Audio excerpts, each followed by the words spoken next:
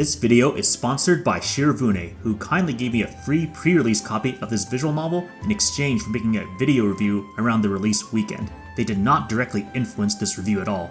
Everything in this video is my uncensored, 100% personal opinion. Kunado Chronicles is a visual novel developed by Purplesoft. If the name Purplesoft sounds familiar, it's because we have other translated visual novels by them such as Happy Mayor, Chrono Clock, Amatsutsumi, and the upcoming Aoi Tori. Kunado Chronicles has a kinda unique setting and genres. It's technically a post-apocalyptic setting 1,000 years in the future compared to typical modern Japan settings. But instead of being the typical sci-fi style, the setting is actually more technologically regressed. The main setting takes place in a city called Kanto, not to be confused with Pokemon Red Blue Yellow's world, and is clearly based on an older version of IRL Japan. It felt like Purplesoft's version of Senran Banka, just with more plot. The main protagonist starts off waking up with having no memories of his name or who he is outside some general memories of what his life was like back in modern Japan. A lot of the beginning of the game is having you, the reader, basically self-insert to get to learn this new world at the same time as the protagonist. There's a lot to take in about the setting, but here are some basics. The post-apocalyptic world is basically because machines were taken over by what we call the Tekki, which makes the machines sentinet and tend to prioritize attacking the closest human. While the Tekki appearances aren't too frequent, especially after the defeat of the Kurokami, they are still a danger to 95% of the population. The main city, Kanto, is ruled by what's called the 8 swords, each with a number ranking. The lower the number, the higher you are on the hierarchy. If you can beat the number 1 sword, you take their place as the ruler of Kanto. The total population of Kanto is just under 800 people, and everyone not in the 8 swords is required to wear fox masks at all times, with little to no concepts of individuality, family, economy, or other social stuff you'd expect in the modern times. There's some people who have supernatural powers called the Powered, and generally partners are chosen based on what powers they have, if any. Finally, gender roles are also reversed, where females actually prefer to be praised for strength over beauty, females are more shameless about getting naked with males getting more embarrassed about that stuff, and females are expected to take the lead in relationships romantically and sexually. One of the main goals of the story is to defeat and find the source of the Tekki threat. Naturally, this means one of the main genres is action,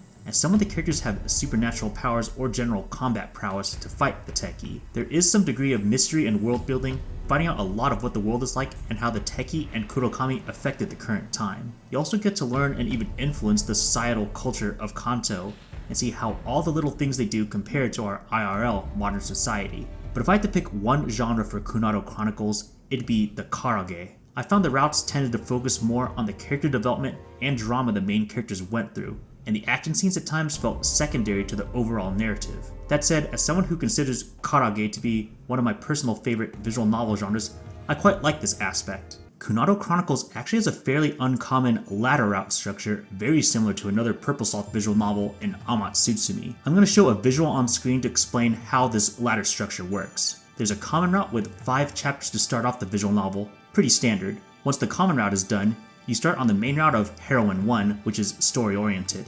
This is mandatory as there are no choices during the common route. Once you finish the main story portion of Heroine 1, which is about 8 chapters, you get 1 choice to romance Heroine 1.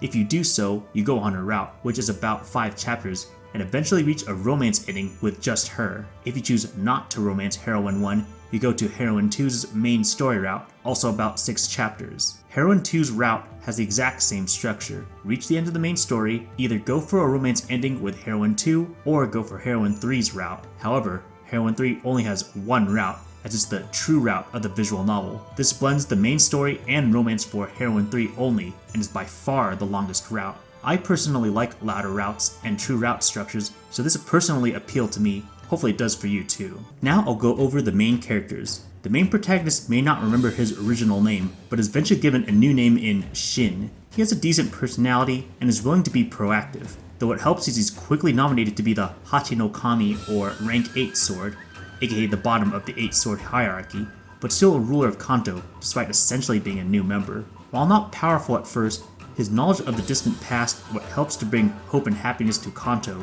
through bringing in things that's common in our modern society like currency, school, and other things. It turns out he has a power called Kotodama, the ability to use words to either compel other people to do things within their power, or allow the user some other physical feat, though he starts off not being really good at it. Shin is a bit cringe at times with his tendency to blurt out perverted statements or make some kind of sexual harassing actions, but thankfully this dies off as the game goes on.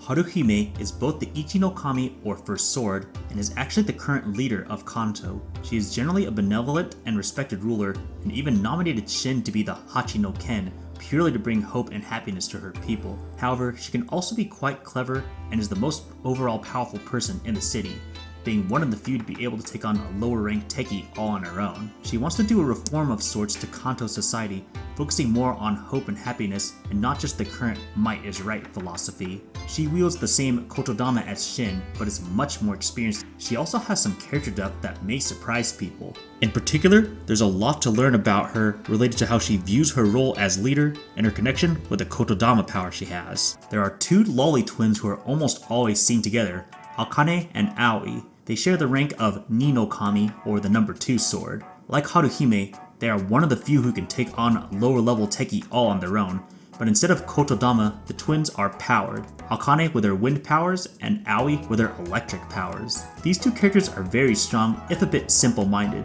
Their only real main goal outside of defeating Tekki is to fight for Haruhime's role as the Ichi no Kami and ruler of Kanto. I started off thinking they were rather forgettable, but they grew on me a bit during their route, getting personal development I wasn't expecting.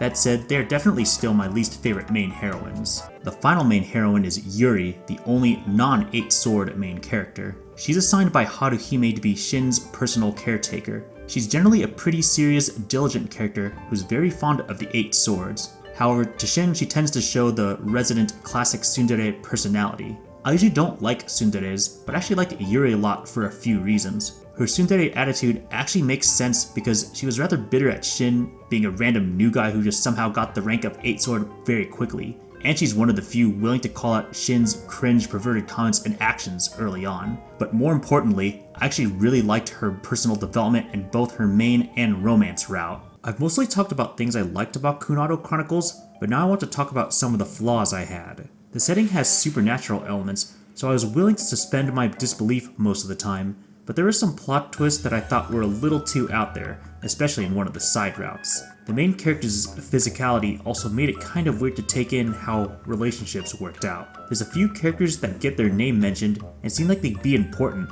but they never showed on screen, which personally disappointed me. While the pacing of the story is mostly fine, there are some points in the story that are a bit slow, usually with setting exposition, especially in the common route and the beginning of some routes.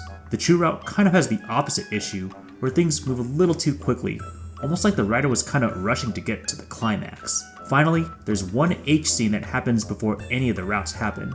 I'm all for visual novel sex scenes, but this particular one felt super out of place, even if you figure out the context later on. Outside of that, thankfully, the overall sexual content is surprisingly low compared to previous Purplesoft visual novels, though I guess that could be a plus or minus depending on your point of view. In conclusion, Kunado Chronicles is a solid story with an interesting world and characters. It had an interesting blend of genres, with action, mystery, comedy, romance, world building, but mostly character development and drama. You can tell the amount of effort made to cover all the details of its unique setting, down to minor lines about societal gender roles being reversed compared to what we're used to in modern society.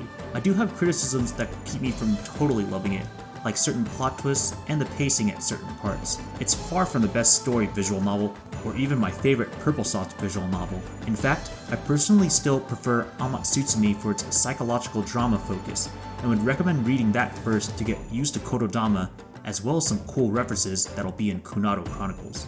Regardless, Kunado Chronicles is definitely still a fun time, and I would overall give it an 8 out of 10. If you have any questions about Kunado Chronicles or this video, feel free to leave a comment below.